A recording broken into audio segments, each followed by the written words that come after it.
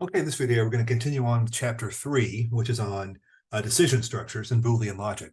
So last time we talked about the if, which is if, and then some Boolean expression. Okay, so in this case, target greater than or equal to, sales greater than or equal to target, which if true, will execute this line. Okay, we talked about there's a colon at the end, and there has to be an indentation. So whatever is inside the indent will be considered part of the if part. We can have an else part as well. Okay, and then any statement that comes back to that point will be executed no matter what the evaluation of the conditional is. Okay, so we're now in the next section where we're going to talk about, let me get a new code block here.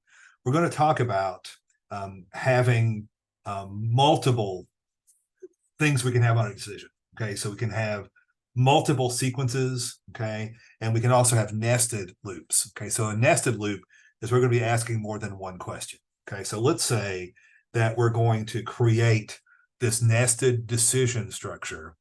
We go down a text box here, okay, to do a loan, okay. Loan geeks, there we go.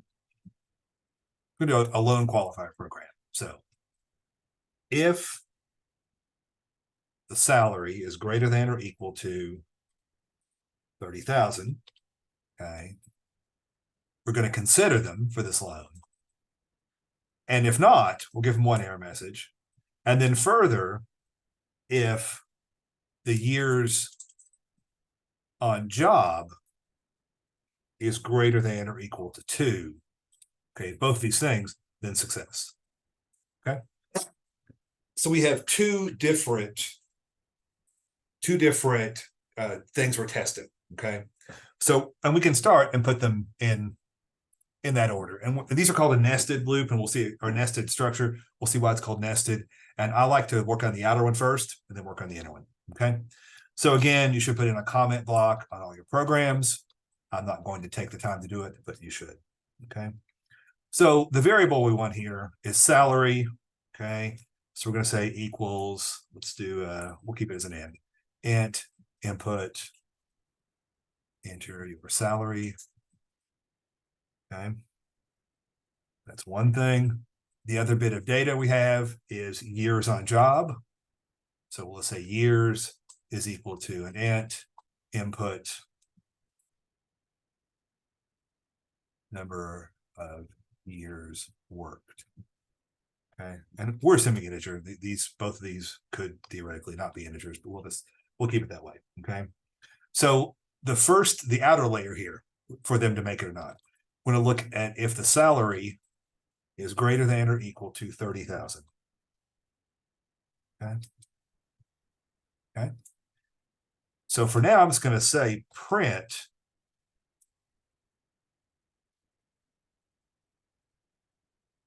salary is enough. Okay. We'll have more to come in a minute, but we're going to go ahead and deal with the else, which is basically a print of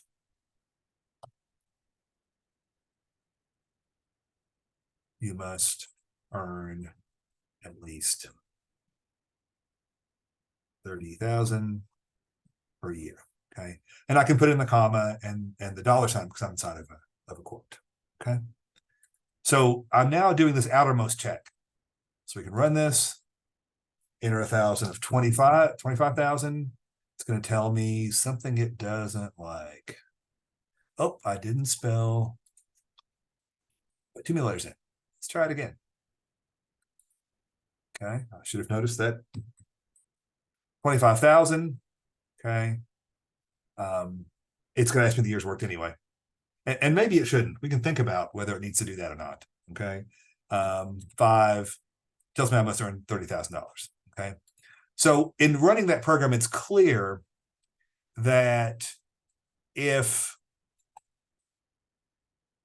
I don't earn 30,000, there's no point in making them go through entering more data. Okay, so I'm going to call this the section salary enough.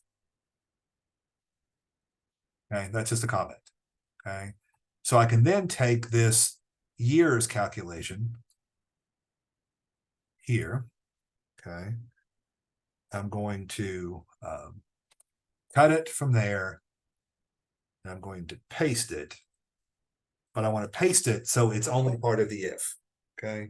So if I run this again, I haven't really done much to it. I've just changed it. So if I enter 25,000, then it just tells me I need to earn 30,000 and that's it. But if I enter 30,000, it then asks me for the number of years worked. Okay. So for the second if, I'm only in this world. So I've got to come over to here. Okay. I've got to indent over. Okay.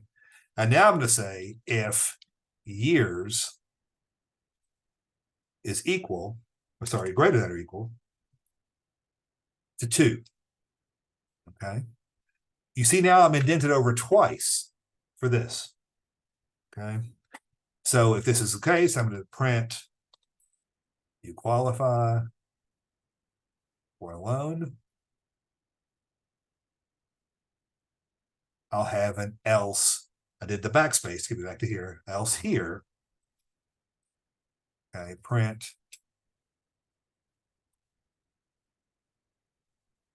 You have to work at least 2 years. Okay. So how do we know what goes with what? It's all based on the indentation. Okay. So this else, not an elf, not Christmas yet. This else is lined up with this if. So they are part of the same structure.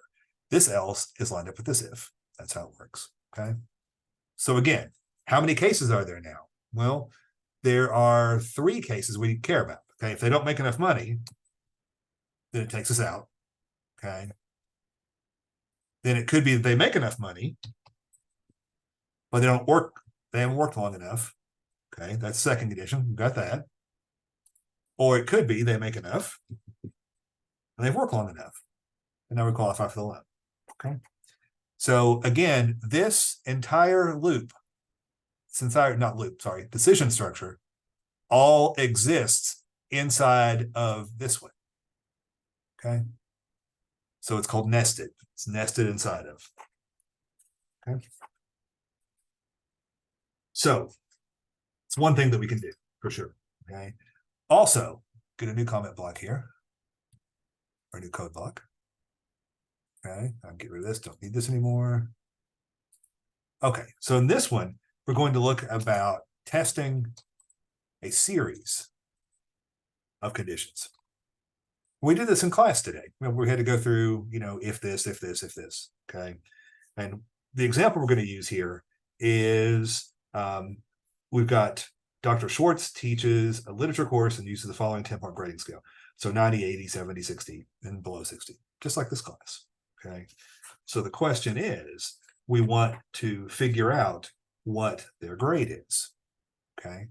So how are we going to do this? Okay. So we're going to start here with setting some variables, some constants. We're going to say a score is equal to 90. Say B score is equal to 80. Say C score is equal to 70. Say D score is equal to 60. That's it. Okay. Now we're just going to ask the user for the score. Int input enter your test score. Okay. So we have to be we want to ask all these different conditions. Okay. We want to say if the score is greater than 90. Okay. So doing this as we've done before, we could say if score is greater than or equal to 90, then we're going to print A, make it simple. Okay, we do another. If score greater than or equal to 80, then along this line of thinking, print B, and so on. Let's test this out, see if it works. Okay. So we enter, they have a 95. Well, wait a second, it gives us an A and a B. Why does it do that? It does that because it's asking the score greater than 90. It is. Now it's asking, is the score greater than 80? Well, it's greater than 80 as well. Okay. So what we want to do, we want to make these part of the same structure. Okay. And we do that with an elif. Okay. And what the elif does, it makes these connected. So only one gets chosen. Okay. So if the score is greater than or equal to 90, it prints an A. And then it's done with this whole structure. Else if score is greater than 80, gives us a B. Let's see if this works. 95, just an A. Okay. What about an 80? Just a B. Okay. So we're good. So we can do as many as we need to. Okay. So, and I am not using my, this is not correct. I should have been saying here a score. It works, but there's no reason not to use your variables.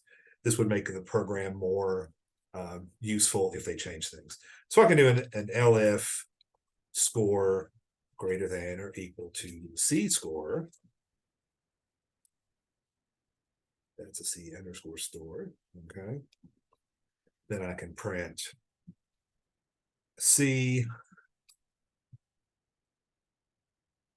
LF score is greater than or equal to D score. I'm going to print a D. Okay. And if it's not any of these things, okay, I'm going to have an else print F. Okay. And again, we could have done this with nested as well. We could say if the score is equal to A score, then print out. And we could have done a nested all the way down. Okay. But that gets pretty ugly pretty quick. So this is a better way to do it. So the else is going to do it like that. Okay. Now if we run it, so I enter a 92. That's an A. Okay. I enter an 85. It's a B. Enter 74. That's a C. I enter a 66. That's a D. I enter 55. That's an F. Okay. That's how this structure works. Okay. And that's preferable to using the nested loops when listed decision structures, if you can. It's just a little easier to read, I think. Okay. So the next section talks about logical operators. And we kind of did this in class already anyway. Okay. So it just means that we have, actually do a text box instead. So the logical operators, those allow us to connect Boolean expressions. And we have and, we have or, and we have not. Okay. So let's look at the way these work. Okay, so for and, it's true only if left and right are true. Okay. The or is true if either left or right is true. And the not is a unary operator, only takes one thing. And it's just, it basically reverses the true and false.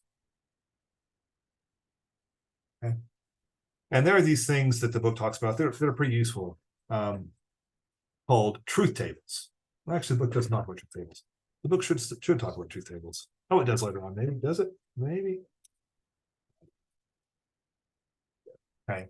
But basically, the way a truth table works is if we're going to have P and Q, okay, then we can set up a little table here where we have the values of P,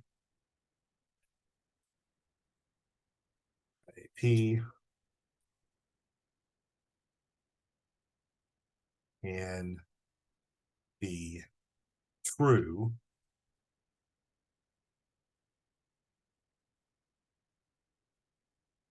No. Okay. So we're going to have four different options here. We've got P, got Q, got P, and Q. Okay. So we have the options that P can be true. I want that dot there. Q can be true, which means that P and Q together is true. Okay. Anything else? If this is false, we can go this way. True, no space. False. It's false. Okay. False. True is false. And of course, false. False. It's false. Okay. So it's true only when they're both true.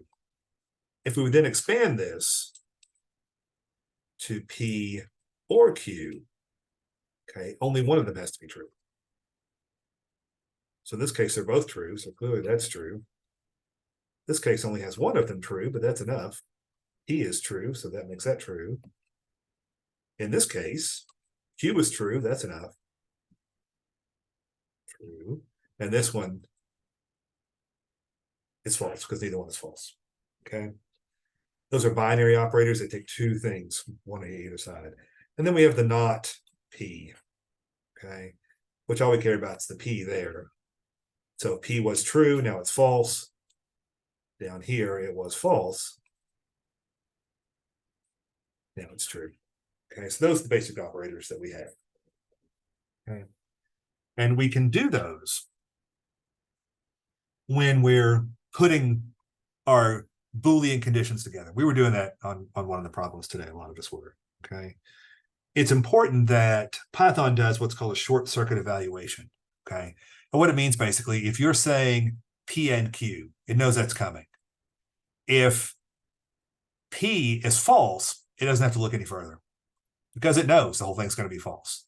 Same thing if you're doing an OR and P is true, doesn't care about Q. It's going to say that it's true anyway. Okay. So let's take a look at a program that uses these. Okay. So in this case, we're going to go back to our loan calculation program, which we had up here. Okay. And we're going to move this guy back out here.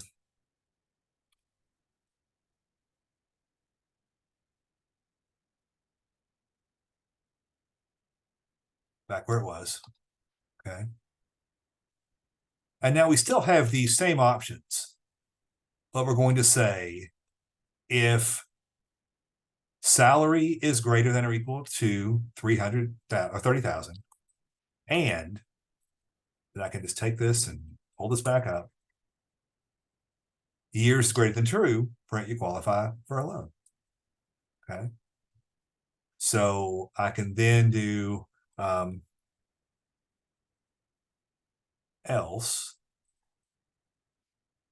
Sorry, elif, wrong language. Elif, okay. You can then, I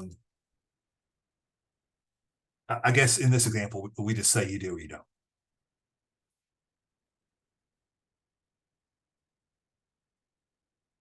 You just say you do not qualify. You don't qualify for the loan. Okay. So pretty straightforward. We run this now. We're going to get, so we want it to be true. We'll say 35,003. You qualify for the loan. We'll test it. If either one is not true, and this doesn't vary by message. So for 20,000 to you don't qualify.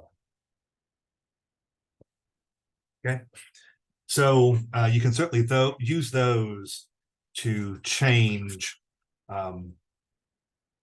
how your if statements operate, okay, to expand them, okay, when it makes sense. But again, this one's not as expressive. It doesn't tell them exactly what the problem is. So there's a pro and a con there. Okay. One thing that you have to be careful about is when you're checking ranges of the same numbers. Okay. So if I want to, for example, do code block here. Oh, popped up there. That's okay. Okay. So I want to test, see if numbers are in the range 20 to 40. Okay. And we have X is equal to 30 because that's in the range. Okay. We can say if X is greater than or equal to 20 and X is less than or equal to 40, print something. Okay. So test this out. That's acceptable. Something that's not 130 doesn't do anything. Okay, which is fine. We could have an else there as well. Okay. So notice that I've got basically a number line and I'm pointing it in the correct direction. Okay.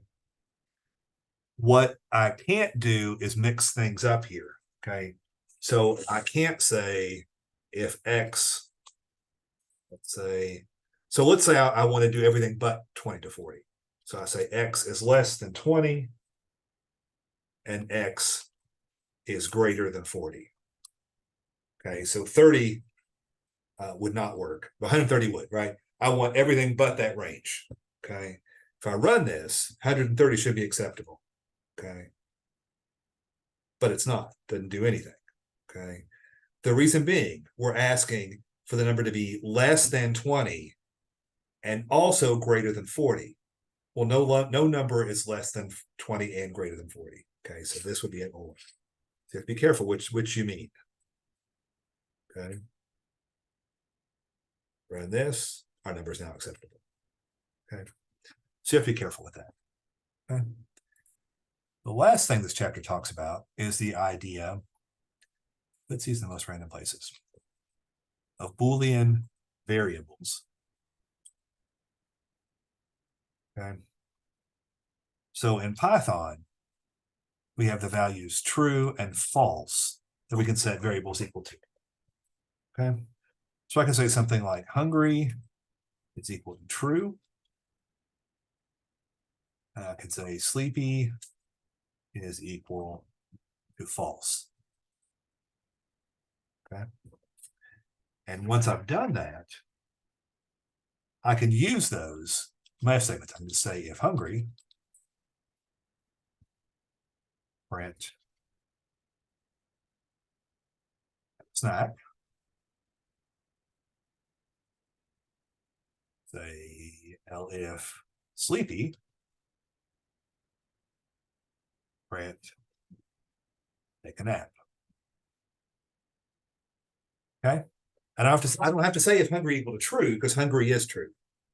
Okay. If I run this, it's going to tell me to have a snack. Okay, because hungry is true and sleepy is false. Okay, if I make them both true.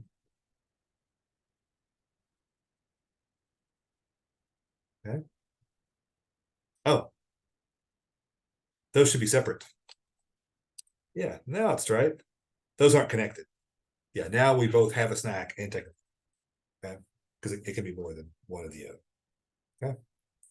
So we use these Boolean variables most often, something called a flag variable. It's you're keeping track of some condition. When we get to looping, we want to loop until something happens. Okay, but you certainly can use variables to hold Boolean. And if we were to do a type of this, so we print type of hungry.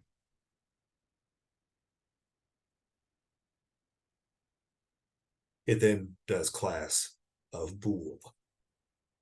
Okay.